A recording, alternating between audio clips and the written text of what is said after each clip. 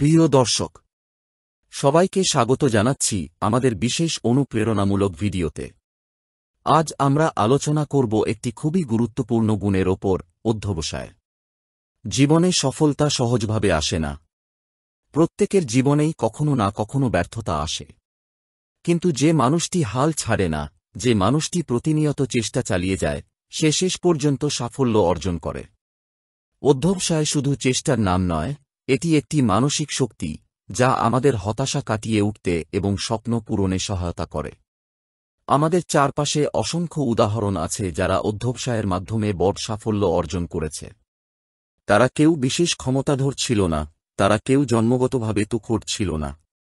তারা শুধু চেষ্টা চালিয়ে গেছে, ব্যর্থতা থেকে শিক্ষা নিয়েছে এবং কখনো হাল ছাড়েনি। তাহলে চলুন শুরু করা যাক প্রথম গল্প দিয়ে, যা আমাদের দেখাবে সত্যিকারের অধ্যবসায় কেমন হতে পারে। গল্পটি থমাস এডিসন সংক্রান্ত। থমাস এডিসন আমাদের সকলের কাছে পরিচিত একজন মহান উদ্ভাবক। তিনি আমাদেরকে দিয়েছেন বাতি, গ্রামোফোন এবং অসংখ্য বৈজ্ঞানিক আবিষ্কার। তবে তাঁর জীবনের গল্পটা সহজ ছিল না। ছোটবেলায় তার শিক্ষকেরা তাকে বলতেন যে তিনি বুদ্ধিমান নন। কিন্তু থমাস কখনো হাল ছাড়েননি। তিনি মনে করতেন, শিক্ষার কোনো সীমা নেই এবং তিনি প্রতিনিয়ত নতুন কিছু শিখতে আগ্রহী ছিলেন। থমাসের সবচেয়ে পরিচিত উদ্ভাবন হল বাতি। তিনি চাইতেন একটি এমন যন্ত্র বানাতে যা রাতকে আলোকিত করতে পারে। তবে এই যাত্রা সহজ ছিল না। হাজার হাজার বার ব্যর্থতার মুখোমুখি হতে হয়েছিল। প্রতিবার যখন নতুন প্রচেষ্টা ব্যর্থ হয়, অনেকেই হয়তো হাল ছেড়ে দিত। কিন্তু থমাস কখনো হাল ছাড়েননি।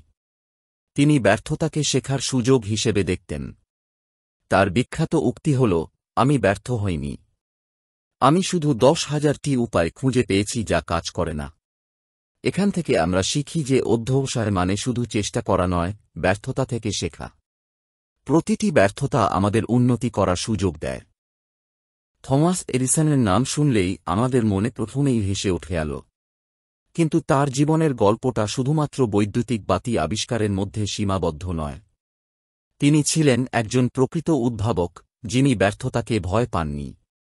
বরং তিনি প্রতিটি ব্যর্থতাকে একটি নতুন সুযোগ হিসেবে নিয়েছিলেন। এডিসন যখন বৈদ্যুতিক বাতির পরীক্ষায় নামলেন, তখন অনেক বিজ্ঞানী এই বিষয়ে আগ্রহ দেখিয়েছিলেন। কিন্তু সমস্যাটা ছিল টেক্সি ফিলামেন্ট বা জ্বলার উপাদান খুঁজে বের করা। তিনি একটির পর একটি উপাদান ব্যবহার করলেন, কাগজ, ধাতু, বাঁশ, কাঠের গুঁড়ো, কিন্তু প্রতিবারই তা কয়েক সেকেন্ডের মধ্যে পুড়ে যেত। লোকজন হাসাহাসি করত, সংবাদপত্র তাকে নিয়ে কটাক্ষ করত। কেউ বলত, এডিসন নিজের সময় নষ্ট করছে, কেউ আবার বলত, এডিসনের মাথা খারাপ হয়ে গেছে, হাজারবার চেষ্টা করেও যখন ফল পাওয়া যাচ্ছে না, তখন আর চেষ্টা করে কি হবে। কিন্তু এডিসন এসব কথায় কর্ণপাত করেননি। তিনি নিজের উপর ভরসা রেখেছিলেন। একসময় তিনি বললেন, প্রতিবার আমি ব্যর্থ হই, আমি এক ধাপ এগিয়ে যাই। কারণ আমি জানি আরেকটি ভুল উপায় বাদ পড়ল। অবশেষে তিনি কার্বন ফিলামেন্ট ব্যবহার করে সফল হলেন। বাতি শুধু জ্বলে উঠল না, ঘণ্টার পর ঘণ্টা টিকল। এই আবিষ্কার মানব সভ্যতার ইতিহাস বদলে দিল। আজ আমরা রাতের অন্ধকারে যে আলো পাই, সেটি সম্ভব হয়েছে তার অধ্যবসায়ের জন্য। এডিসনের জীবন আমাদের একটি বড় শিক্ষা দেয়। ব্যর্থতা মানে পথের শেষ নয়, বরং শেখার একটি সুযোগ। অধ্যবসায় ছাড়া বড় কিছু অর্জন করা অসম্ভব। মানুষ যদি নিজের লক্ষ্য স্থির করে অবিচল থাকে, তবে তাকে থামানোর ক্ষমতা পৃথিবীর কারও নেই। তো এই ছিল এডিসনের গল্প। এখন আসি আরেকটি গল্পে, যেটি এবার আমাদের নিয়ে যাবে সাহিত্যের জগতে। এই গল্প একজন মহিলার, যিনি একসময় আর্থিক সমস্যার কারণে সন্তানসহ খুব কষ্টে জীবন কাটাচ্ছিলেন। কিন্তু তিনি কখনো হাল ছাড়েননি। তার নাম জে.কে. রাউলিং। আজ আমরা সবাই হ্যারি পটার সিরিজের নাম জানি। পৃথিবীর কোটি কোটি পাঠকের প্রিয় এই বইয়ের লেখক হচ্ছেন রাউলিং। কিন্তু তার জীবনের শুরুটা মোটেও এমন ছিল না। রাউলিং যখন প্রথম বইটি লিখলেন, তখন তার জীবনে দারিদ্র্য, হতাশা আর একাকিত্ব ছিল নিত্যসঙ্গী। প্রকাশ করা একের পর এক তার বই ফিরিয়ে দিচ্ছিল। অনেকেই বলেছিল, এটা কোনো বিক্রিযোগ্য বই নয়। কিন্তু রাউলিং থেমে যাননি। তিনি ভেবেছিলেন, যদি 10 বার না হয়, 11তম বার চেষ্টা করবেন। যদি 11 বার না হয়, তবে 12তম বার চেষ্টা করবেন। এভাবেই ধৈর্য আর অধ্যবসায় নিয়ে তিনি লড়াই চালিয়ে যান। জে কে রাউলিং আজ সারা পৃথিবীর কোটি কোটি পাঠকের প্রিয় লেখক। কিন্তু তার জীবন শুরু হয়েছিল অনেক কষ্ট দিয়ে। তিনি ছিলেন একক মা, হাতে তেমন কোনো আয় ছিল না। সন্তানকে লালন পালন করতে করতে নিজের স্বপ্ন বাঁচিয়ে রাখা তার জন্য ভীষণ কঠিন ছিল। রাউলিংয়ের মাথায় তখন একটি গল্প ঘুরপাক খাচ্ছিল। একটি ছোট ছেলের গল্প, যে ছেলে জানে না সে একজন জাদুকর, এবং একদিন হগওয়ার্টস নামে এক জাদু স্কুলে তার জীবন বদলে যায়। তিনি সময় পেলেই লিখতে বসতেন, ট্রেনে, কফিশপে, কিংবা রাতে সন্তান ঘুমিয়ে গেলে। কিন্তু তার প্রথম লেখা যখন তিনি প্রকাশকের কাছে পাঠালেন, তখন একের পর এক প্রকাশক তাকে ফিরিয়ে দিল। 12টি প্রকাশনা সংস্থা তার পাণ্ডুলিপি ফিরিয়ে দিয়েছিল। কেউ কেউ সরাসরি লিখে পাঠাল, এটা কোনো বেস্টসেলার হবে না। শিশুদের জন্য এই ধরনের কল্পকাহিনী বাজারে টিকবে না। একজন প্রকাশক তো বলেছিলেন, আপনার বই প্রকাশযোগ্য নয়, অন্য কিছু ভাবুন। এতগুলো প্রত্যাখ্যান পাওয়ার পর যে কোনো মানুষ হাল ছেড়ে দিত। কিন্তু রাউলিং ভাবলেন, আমি যদি চেষ্টা বন্ধ করি, তাহলে এই গল্প কখনো পৃথিবীর আলো দেখবে না। অবশেষে ছোট একটি প্রকাশনা সংস্থা তার বইটি গ্রহণ করল, এবং সেখান থেকেই শুরু হল ইতিহাস। হ্যারি পটার সিরিজের প্রথম বই প্রকাশের পর পাঠকরা ঝড়ের মতো তা গ্রহণ করল। এরপর একে একে পুরো সিরিজ প্রকাশিত হল, যা এখন পর্যন্ত বিশ্বজুড়ে 50 কোটির বেশি কপি বিক্রি হয়েছে এবং 80টিরও বেশি ভাষায় অনুদিত হয়েছে। এখান থেকে আমরা কি শিখি? প্রত্যাখ্যান মানেই ব্যর্থতা নয়। অধ্যবসায় থাকলে অসম্ভবও সম্ভব হয়ে যায়। যদি নিজের কাজের উপর বিশ্বাস থাকে, তবে চেষ্টা চালিয়ে যেতে হবে। রাউলিংয়ের জীবনের সবচেয়ে বড় শিক্ষা হল, আমরা যদি কোনো কাজকে সত্যিই ভালোবাসি, তবে সেটির জন্য লড়াই করতে হবে। সমালোচনা আসবে, ব্যর্থতা আসবে, প্রত্যাখ্যান আসবে। কিন্তু যে মানুষটি ধৈর্য ধরে লড়ে, সে শেষ পর্যন্ত জয়ী হয়। তার একটি বিখ্যাত উক্তি হল, কোনো কিছুতে ব্যর্থ না হয়ে বাঁচা সম্ভব নয়, যদি না তুমি এত সাবধানে বাঁচো যে জীবনটাই অর্থহীন হয়ে যায়। অর্থাৎ ব্যর্থতা জীবনেরই অংশ, কিন্তু সেই ব্যর্থতা থেকেই সফলতার পথ তৈরি হয়। অধ্যবসায়ের গল্প শুধু এডিসন বা জে কে রাউলিংয়ের মধ্যেই সীমাবদ্ধ নয়। পৃথিবীতে অসংখ্য মানুষ তাদের অনবরত চেষ্টা আর ধৈর্যের কারণে অসম্ভবকে সম্ভব করেছেন। আজ আমরা তাদের কয়েকজনের কাহিনীও শুনব। তো চলুন শুরু করা যাক। আজ আমরা যে কেএফসি কফস নামে বিশ্বব্যাপী ফাস্টফুড চেইন চিনি, সেটি এসেছে এক বৃদ্ধ মানুষের অধ্যবসায় থেকে। হারল্যান্ড স্যান্ডার্স নামের এই মানুষটি জীবনে অনেক ব্যর্থতার সম্মুখীন হয়েছিলেন। ছোটবেলায় বাবা মারা যান, ফলে অল্প বয়সেই সংসারের দায়িত্ব নিতে হয়। একসময় চাকরি হারান, ব্যবসা ভেঙে পড়ে। 65 বছর বয়সে তিনি একেবারে নিঃস্ব হয়ে যান। হাতে শুধু একটি ছোট ব্যাগ আর তার তৈরি চিকেনের একটি বিশেষ রেসিপি। তিনি সেই রেসিপি নিয়ে রেস্টুরেন্ট থেকে রেস্টুরেন্টে গিয়েছেন। 1009 বার তিনি প্রত্যাখ্যাত হয়েছেন।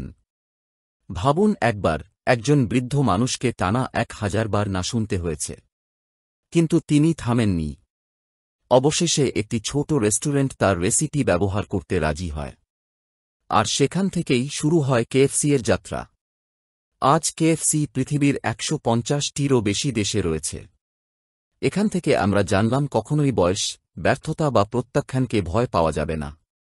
অধ্যবসায় থাকলে সাফল্য আসবেই। 2. স্টিভেন স্পিলবার্গ, সিনেমার জাদুকর। স্টিভেন স্পিলবার্গ আজ বিশ্বখ্যাত চলচ্চিত্র নির্মাতা। জুরাসিক পার্ক, ইট, স্টেনলেস লিস্ট সহ অসংখ্য চলচ্চিত্র তার সৃষ্টি।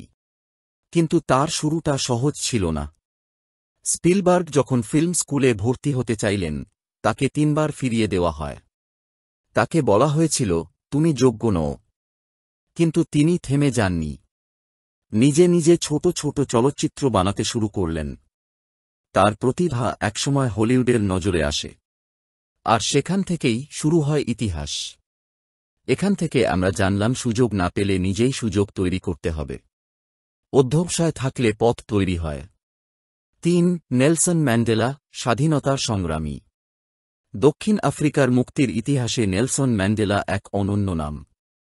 তিনি বর্ণবৈষম্যের বিরুদ্ধে লড়াই করেছিলেন। এই লড়াইয়ের কারণে তাকে 27 বছর কারাগারে কাটাতে হয়েছিল। ভাবুন, একটি মানুষ তার জীবনের সবচেয়ে মূল্যবান সময়টা জেলে কাটিয়েছেন। তবুও তিনি তার স্বপ্ন ছাড়েননি। অবশেষে তিনি মুক্তি পান, দেশের নেতা হন এবং নোবেল শান্তি পুরস্কার পান। সুতরাং বড় স্বপ্ন পূরণ করতে গেলে বড় ত্যাগ স্বীকার করতে হয়। অধ্যবসায় ছাড়া ইতিহাস রচনা হয় না। প্রিয় দর্শক, আমরা এখন পর্যন্ত অনেকগুলো গল্প শুনেছি: Thomas Edison, J K. Rowling, Colonel Sanders, Steven Spielberg, Nelson Mandela. তারা আমাদের দেখিয়েছেন অধ্যবসায় মানে কি। এবার আসি সরাসরি আমাদের জীবনে। আমরা কিভাবে নিজেদের মধ্যে অধ্যবসায় তৈরি করতে পারি? কেবল গল্প শুনলেই হবে না, আমাদের প্রয়োগ করতে হবে। ছোট লক্ষ্য দিয়ে শুরু করতে হবে। বড় স্বপ্ন অনেক সময় ভয় ধরিয়ে দেয়। তাই শুরুটা হতে হবে ছোট লক্ষ্য দিয়ে। যদি নতুন কিছু শিখার লক্ষ্য থাকে তবে প্রতিদিন সেটার পিছনে নির্দিষ্ট সময় দিতে হবে।